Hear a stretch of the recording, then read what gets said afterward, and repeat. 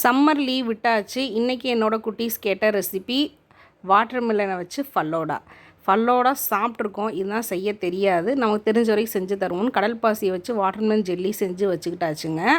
அதுக்கு தேவையான பொருட்கள் வாட்டர்மெலன் ஜெல்லி, திக்காக காய்ச்சி ஆறின பால், வாட்டர்மெலன் ஜூஸு, பாதாம் பிசின் ஊற போட்டு வச்சுருக்கேன், சப்ஜா விதை ஊற போட்டு வச்சுருக்கேன், விதை இல்லாமல் வாட்டர்மெலனை கட் பண்ணி வச்சுருக்கேன். ஒரு கிளாஸ் எடுத்துக்குவோம். அதில் வாட்டர்மெலன் பீசஸ், பாதாம் பிசின், சப்ஜா சீஸ் அப்படின்னு ஒவ்வொன்றா உங்களுடைய இஷ்டத்துக்கு ஏற்றாப்படி கலராக நீங்கள் அடுக்கிக்கலாம். நான் அப்படியே ஒவ்வொன்றா அடுக்கிட்டேன். எதில் எந்த சுகரோ நாட்டு சர்க்கரை எதுவுமே சேர்க்கலை.